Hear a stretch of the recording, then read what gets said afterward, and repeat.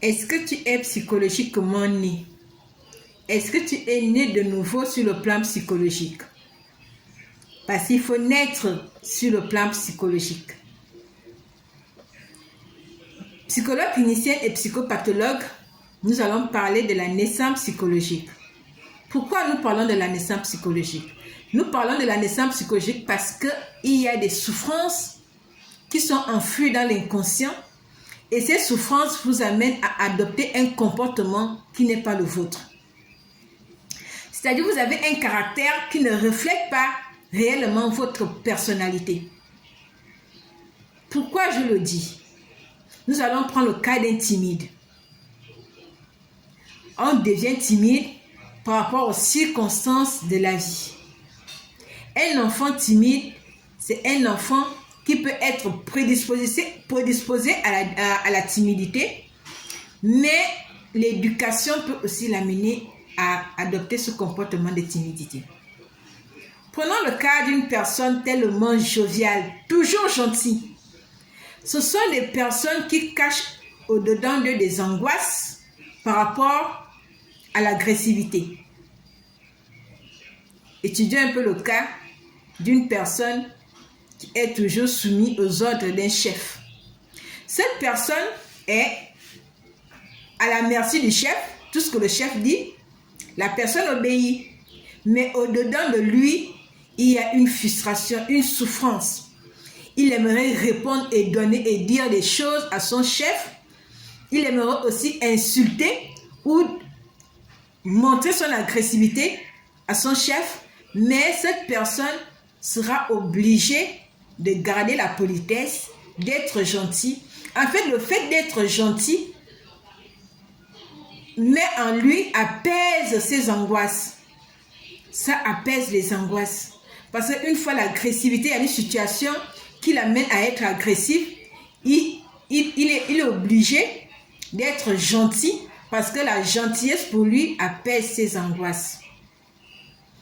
C'est pour dire quoi? C'est pour dire qu'il y a des blocages, il y a des... comment on appelle ça? Il y a des prisons qui sont en nous, que nous ignorons. Ces prisons nous donnent la possibilité d'adopter un comportement qui nous amène à perdre notre énergie. En fait, c'est comme la batterie. C'est comme une batterie, un chargeur. Une fois la batterie est déchargée, ça se décharge facilement parce que vous produisez tellement de l'énergie pour apaiser les angoisses et vous vous trouvez fatigué, frustré, en colère contre vous-même. À cause des situations où, par exemple, vous avez eu des parents tellement stricts, des parents toxiques, des parents qui n'acceptaient pas que vous puissiez dire un mot ou donner votre avis, et vous avez grandi avec ce caractère.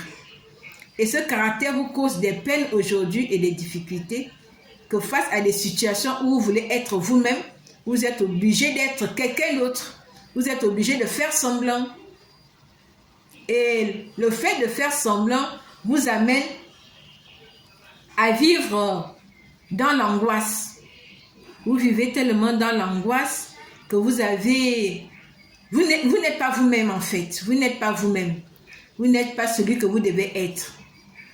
D'où moi je propose, pour apaiser ces angoisses, pour être vous-même, une consultation psychologique s'impose. La consultation psychologique va vous amener à comprendre qui vous êtes, à découvrir qui vous êtes, à saisir pourquoi vous avez un tel comportement, comment revenir à vous-même. Parce que vous allez découvrir que cette difficulté, ce comportement de timidité, ce comportement d'être jovial, d'être gentil envers tout le monde, cache une personnalité, cache quelque chose en vous. Alors, rencontrer un psychologue, c'est utile. Si je vous parle de tout ça, c'est parce que j'aimerais que vous puissiez naître sur le plan psychologique. Vous savez, l'être humain est d'abord inconscient. La conscience sort de l'inconscient. Et nous avons certaines informations en nous qui sont inconscientes, mais ces informations se reflètent par rapport aux actes que nous posons, se reflètent par rapport à notre comportement. Pourquoi l'information est inconsciente? Parce qu'il y a des choses que nous avons fait auparavant, que nous avons même oubliées, mais c'est enfui dans le cerveau. C'est comme les fichiers d'un ordinateur. Une fois ça vient, une fois c'est enfui, c'est là, mais ça ne disparaît pas. Et ça se reflète sur notre manière d'agir.